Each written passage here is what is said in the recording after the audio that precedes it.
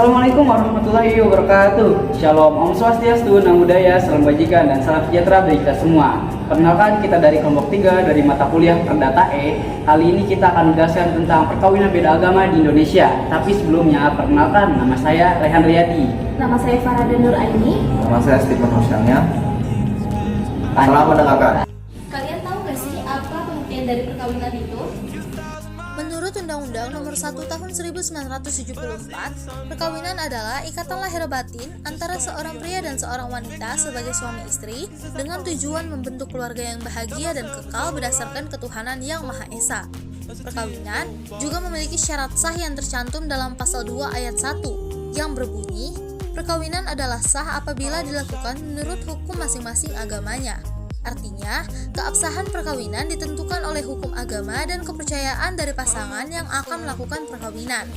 Selain itu, agar perkawinan dapat diakui oleh negara, maka harus dilakukan pencatatan sebagaimana diatur dalam pasal 2 ayat 2 yang berbunyi, tiap-tiap perkawinan dicatat menurut peraturan perundang-undangan yang berlaku. Dengan kata lain, perkawinan yang sah menurut agama harus pula dicatat agar memiliki kekuatan hukum di mata negara. Misalnya, untuk keperluan hukum waris, status anak, dan hak-hak keperdataan lainnya. Pernikahan adalah momen sakral bagi banyak orang. Tapi bagaimana jika pasangan berasal dari agama yang berbeda? Apakah perkawinan beda agama diampuni hukum Indonesia? Mari kita bahas bersama kami untuk mengetahui aturan, tantangan, dan solusinya. Apa akibat hukum yang terjadi bagi ahli waris? Tanpa pencatatan resmi, hak waris dan status anak bisa bermasalah. Misalnya, pembagian waris mengikuti hukum agama yang dianut, sementara pengakuan hak waris bisa rumit jika pernikahan dianggap tidak sah. Inilah mengapa banyak pasangan memilih mengajukan penetapan pengadilan untuk mengesahkan perkawinan secara perdata. Apa dasar hukum perkawinan beda agama di Indonesia?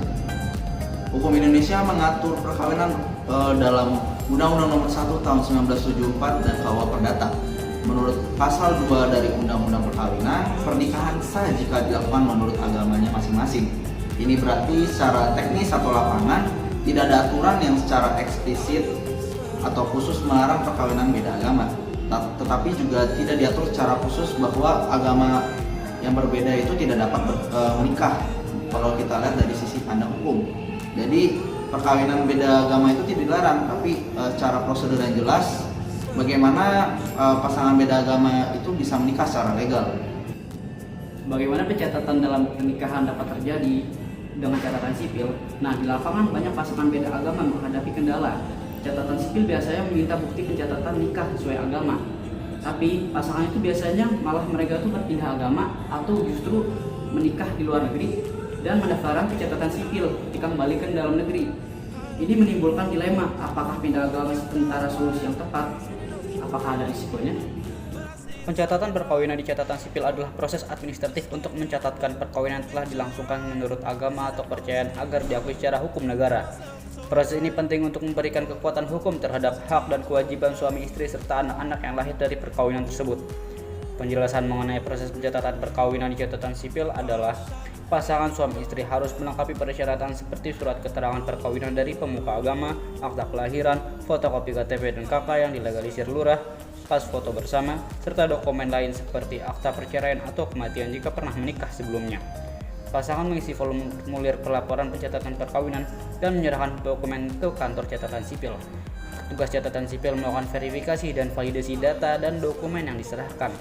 Setelah validasi, perkawinan dicatat dalam register resmi dan diterbitkan kutipan akta perkawinan yang menjadi bukti sah secara hukum negara. Pencatatan ini harus dilakukan paling lambat 1 bulan setelah perkawinan menurut agama dilangsungkan. Pencatatan perkawinan di catatan sipil berlaku bagi pasangan yang beragama selain Islam. Jika terlambat melakukan pencatatan, dapat dilakukan pengurusan akta nikah terlambat dengan prosedur khusus. Singkatnya, pencatatan perkawinan di catatan sipil adalah proses resmi yang mengakui perkawinan secara hukum negara melalui pengumpulan dokumen, pengisian formulir, verifikasi, pencatatan, dan penerbitan akta perkawinan sebagai bukti legalitas.